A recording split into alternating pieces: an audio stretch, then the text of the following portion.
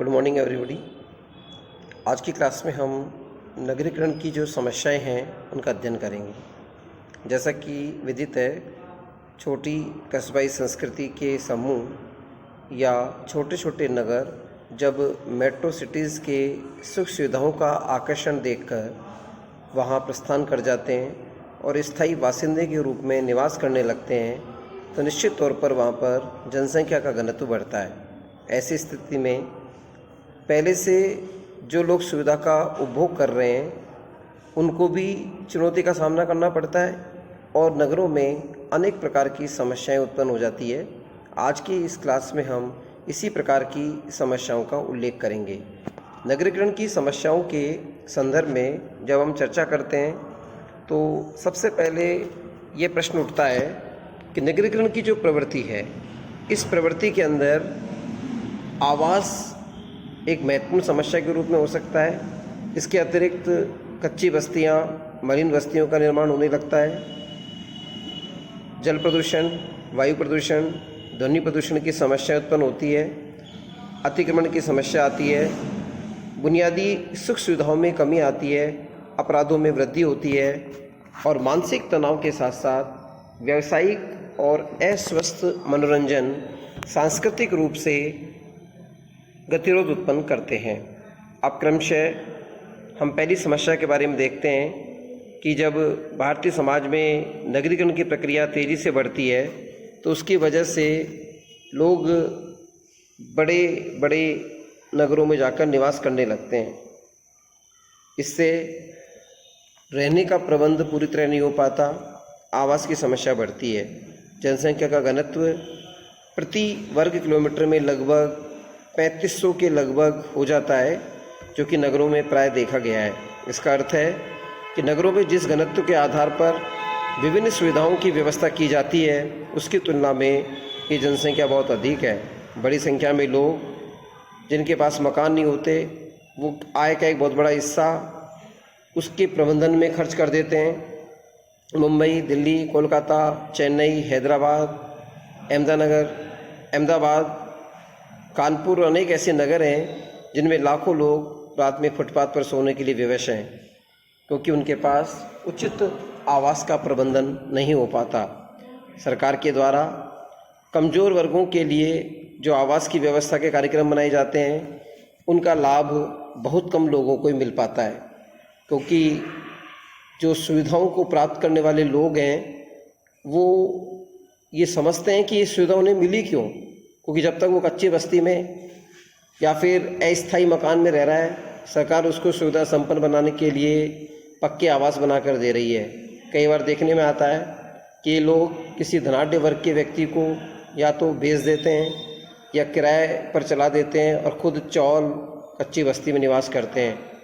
आप लोगों को मैं नायक फिल्म का उदाहरण दे के बताता हूँ। आपने इस पिक्चर में देखा होगा कि जब उस मूवी में अभिनय करने वाले अभिनेता अनिल कपूर को एक दिन का मुख्यमंत्री बनाया गया था। जब वो जांच पड़ताल के अंदर जाता है तो पता लगता है कि जो मकान है वो अलॉट किसी अलग व्यक्ति के नाम है और रहने वाला व्यक्ति कोई अलग है।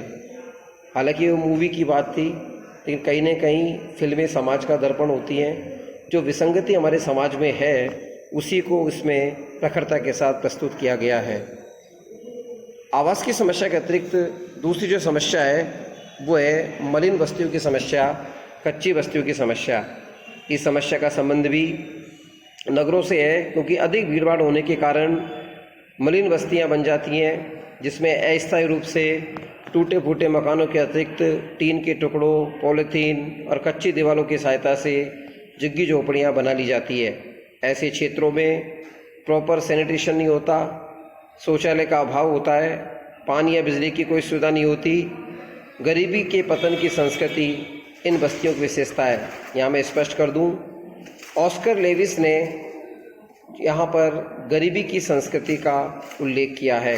विशेष बात यह है कि जो नगर जितना बड़ा होता है, रेल लाइनों के दोनों ओर खाली पड़ी ज़मीन पर वहाँ पर उस तरह की बस्तियों की संख्या अधिक हो जाती है।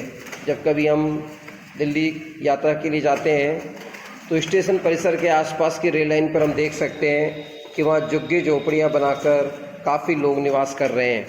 ये लोग उन सरकारी खाली ज़मीनों को या दूसरे प्रकार की ज़मीनों का उपयोग करके वहाँ पर अस्थायी आवास बनाने लगते हैं, जो कि महानगरों के संदर्भ में एक समस्या का बिंदु बनता है।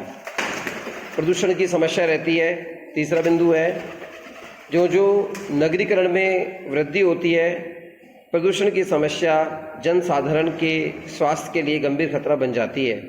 नगरों के कूड़े कचरे गंदगी के ढेर हर जगह दिखाई दे सकते हैं। सीवर लाइनों की सही व्यवस्था नहीं होने के कारण वहाँ दूषित और विषाक्त पानी सड़कों पर फैल जाता है, जिससे लोग बीमार हो जाते हैं।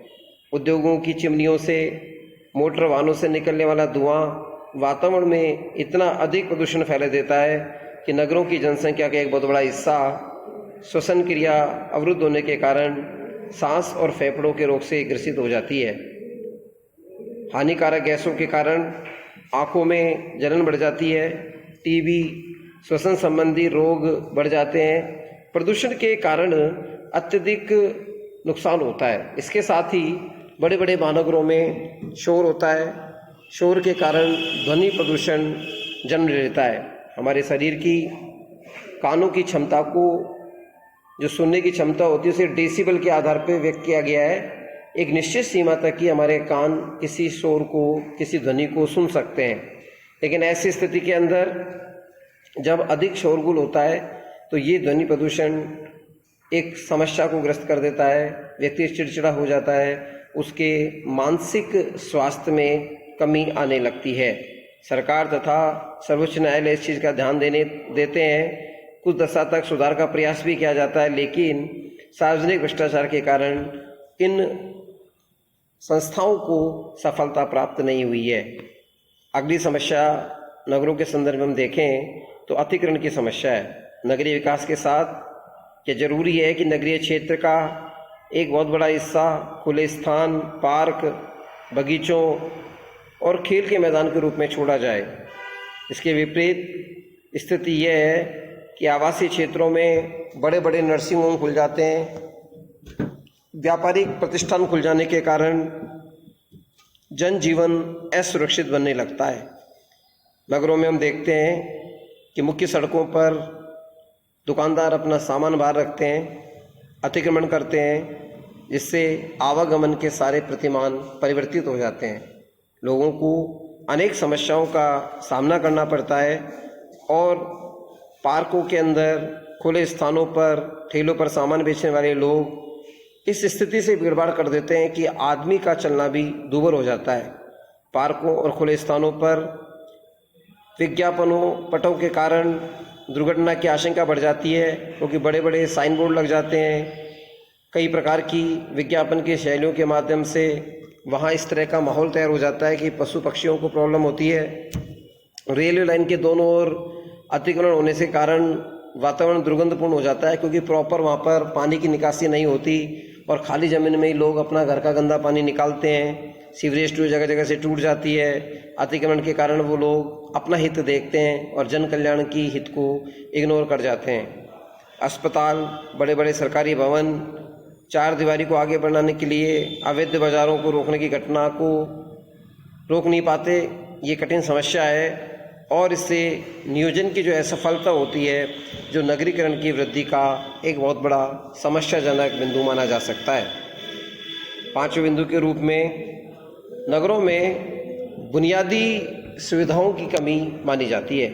साधारणतः गांवों और छोटे कस्बों से लोग नगर में इस कारण आकर बसते हैं कि उन्हें 24 घंटे की बिजली मिलेगी, उचित पीने योग्य जल मिलेगा, स्वच्छता, हरियाली होने की वजह से उसे श्वसन क्रिया के लिए अच्छी हवा मिलेगी, यातायात के उचित संसाधन मिलेंगे और सबसे महत्वपूर्ण है वहाँ कर उसे रोजगार की सुविधा मिल पाएगी। लेकिन इसके विपरीत जब हम देखते हैं तो इसका नकारात्मक पक्ष निकल के आता है। अधिकांश राज्यों में नगर के लोग कुछ घंटे ही पानी और बिजली की सुविधाओं से युक्त होते हैं, बाकी अधिकांश लोगों को उसका लाभ नहीं मिल पाता। शहरों में टूटी हुई सड़कों के कारण कई क्षेत्रों में तो चलना भी कठिन हो जाता है। स्वास्थ्य विभाग के कर्मचारी स्वच्छता के पूरी तरह उदासीन हैं, सीवर लाइनें जगह जगह टूट जाती है, कई बार विभागीय कर्मचारियों में तालमेल नहीं हो पाता, जैसे टेलीफोन एक्सचेंज वाले गड्ढे खोद गए। अगर वो सड़क बनने से पहले ही सारी अपनी वायरिंग कर दें तो अनावश्यक रूप से गड्ढे खोदने की आवश्यकता नहीं पड़ेगी। और किसी कारण से अगर गड्ढे हो भी गए हैं तो PWD डिपार्टमेंट के साथ उनका समायोजन नहीं बन पाता और वो गड्ढे खुले चैम्बर में बदल जाते हैं, आवारा पशु, छोटे बच्चे उसमें गिर जाते हैं और वो गड्ढे अप्रत्यक्ष रूप से दुर्घटनाओं को आमंत्रित करते रहते हैं। ट्रैफिक के प्रति प्रशासन और पुलिस की लापरवाही जगह जगह देखी जा सकती है। सामान्यतः आप आए दिन अखबारों में दुर्घटना के समाचार सुनते रहते हैं। ये कहीं ना कहीं घोर लापरवाही की वजह है। ये बुनियादी सुविधाएं होनी चाहिए, लेकिन नगरीकरण के कारण इसमें असमंजसता आती है और लोग इससे वंचित रहते हैं। अगले समस्या के रूप में अपराधों में वृद्धि होती है, क्योंकि नगरों के बढ़ने के कारण ऑर्गेनाइज्ड क्राइम यानी संगठित अपराध के कारण लोग अपने जीवन को असुरक्षित मानने लगते हैं। अपहरण की घटनाएं, चोरियां, महिलाओं के प्रति दुर्व्यवहार, लूट जैसी घटनाएं बढ़ती जा रही हैं। बड़े बड़े भूमाफिया जबरदस्ती लोगों की संपत्ति को हड़प रहे हैं। जालसाजी, शराबखोरी, मादक पदार्थ और आजकल तो नकली दूध, दही, पनीर, घी बनाने का धंधा एक उद्योग के रूप में उभरने लगा है। बच्चों के जीवन से, उनके स्वास्थ्य के साथ खिलवाड़ होता है। ये सब राजनीतिक शुचिता के अभाव के कारण है। ऐसी स्थिति में इन लोगों का संरक्षण भ्रष्टाचार के कारण लोगों के साथ मिल जाता है और वो अपराधी होने के बाद भी न्यायिक प्रक्रियाओं की खामियों के कारण सकुशल इससे निकल जाते हैं। ऐसी स्थिति में संपूर्ण कानून व्यवस्था भ्रष्टाचार के हाथों में गिरवी रखी हुई प्रतीत होती है। आजकल अखबारों में हम समाचार पत्रों की हेडलाइन में देखते हैं कि पार्क में महिला व पुरुष घूम रहे हैं, किसी व्यक्ति आया और उसने महिला के गले से चैन खींच ली। कोई मोबाइल पे बात कर रहा है, दो लोग वाहन में बैठ के आए और उसके हाथ से मोबाइल छीन के भाग गए। अब ऐसी जो घटनाएं हो रही हैं, ये कहीं ना कहीं आर्थिक विसंगति के परिणाम स्वरूप अपराध में वृद्धि का संकेत है, क्योंकि नगरों में कुछ समय परिस्थितियों के परिणाम के कारण लोगों को उचित रोजगार के अवसर उपलब्ध नहीं हो पाते और वो लोग इस तरह छोटी मोटी चोरियां करके आपराधिक गतिविधियों को अंजाम देते हैं, जो कि नगरीकरण की बहुत बड़ी समस्या है। इस तरह अनैतिक तरीकों से प्राप्त किया धन, उससे वे शराब में, जुए में, अन्य प्रकार के व्यसनों में खर्च करते हैं, जिससे समाज में अनेक प्रकार की समस्याएं उत्पन्न होती है। सातवें बिंदु के रूप में नगरीकरण के कारण मानसिक तनाव में वृद्धि हुई है। मम्फोर्ड नामक विद्वान लिखते हैं कि नगरों में व्यक्ति विघटन, चिंता, कार्य संबंधी असुरक्षा और अकेलापन व्यक्ति में मानसिक तनाव पैदा कर देता है। तरह तरह के मनोविकार को जन्म देने लगता है। जो लोग नगरों में प्रतिस्पर्धा, संघर्षपूर्ण दशाओं और आर्थिक कठिनाइयों से अनुकूलन नहीं कर पाते, उनमें निराशा और हीनता की भावना पैदा होने लगती है। रॉबर्ट टी पार्क, जिन्होंने शहरों का अध्ययन किया है, वो कहते हैं कि ऐसी स्थिति में आदमी एक मार्जिनल मैन यानी सीमांत व्यक्ति की स्थिति में हो जाता है। एक ऐसा व्यक्ति जो नई संस्कृति से संबंधित मूल्यों के अनुसार व्यवहार नहीं कर पाता और पुरानी परंपराओं को निर्वहन करने के लिए सामाजिक अनुकूलन की बाधा उनके समक्ष आती है।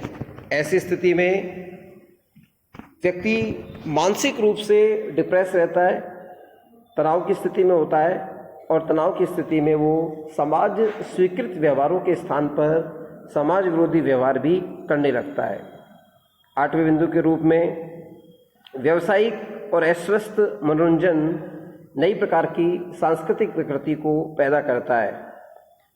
सामान्यतः हम जानते हैं काम की थकान के बाद सब लोग अपने लिए मनोरंजन लेना चाहते हैं। नगरीय जीवन में शिक्षाप्रद कहानियाँ, धार्मिक गाथाएं, पारिवारिक हंसी मजाक व सांस्कृतिक नाटकों का कोई स्थान नहीं है।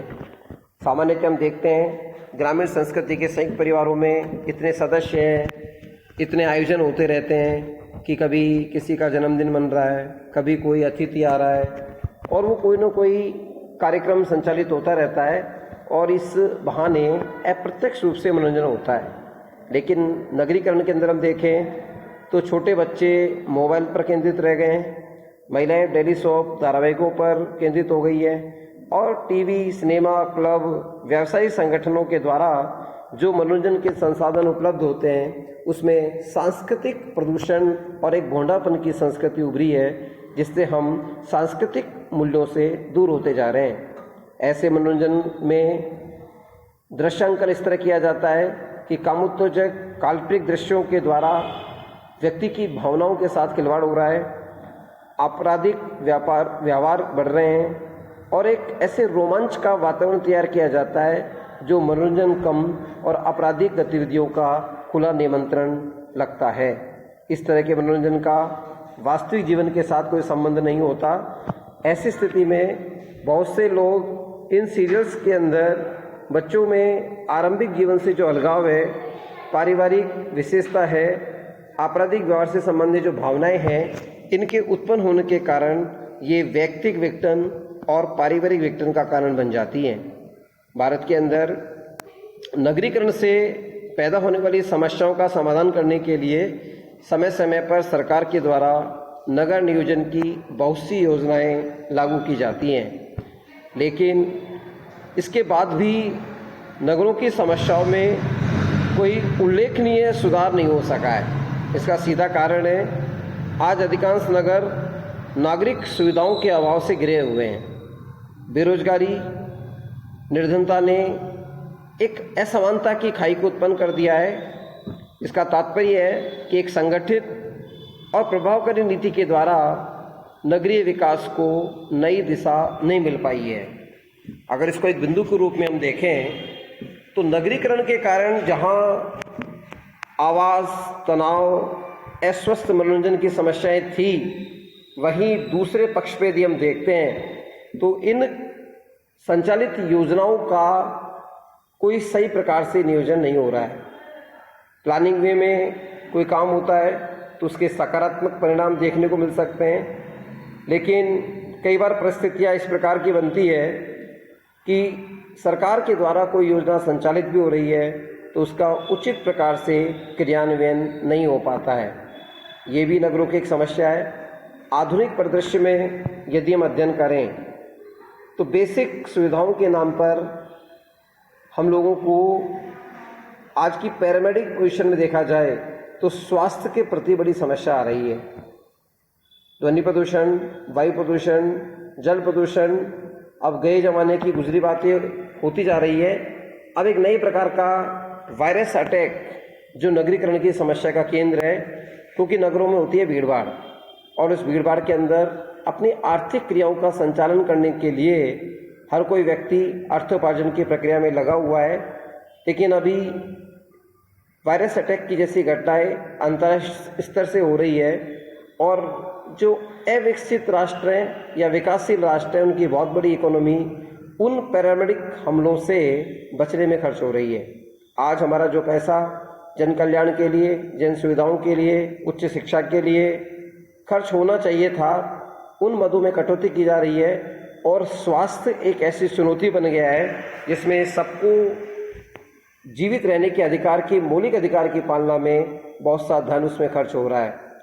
क्योंकि अभी हाल ही के समय में जो ऑक्सीजन की किल्लत हुई है, दवाओं के नाम पर कालाबाजारी का जो गंदा खेल दिखा है, उस सब में हम सब की भी जिम्मेदारी बनती है कि हमारी व्यावसायिक प्रतिबद्धता को त्याग कर कहीं ना कहीं हमारे उन मानवीय मूल्यों को महत्व दिया जाना चाहिए जो देश काल परिस्थिति के अनुसार समाज की ज़रूरत है। व्यावसायिक आधार पर न सोचकर जनहित कल्याण की दृष्टि से देखना चाहिए, तभी हम अच्छे नगरों में अपना नाम कमा सकते हैं। ये वही भारत है या किसी ज़माने में बनारस, यहाँ नालंदा या अन्य ऐसे व्यापारिक केंद्र थे जिनकी देश विदेश तक पहचान थी, लेकिन आज हमारी संकीर्ण विचारधाराओं के कारण ये सारे मूल्य धराशय होने लगे हैं। इस तरह नगरों की समस्याओं का उल्लेख किया गया है, जो कि नगरों की एक महत्वपूर्ण समस्याएं के रूप में देखा जा सकता है। आशा ही नहीं, पूर्ण विश्वास है आपके लिए ये जानकारी सार्थक सिद्ध होगी।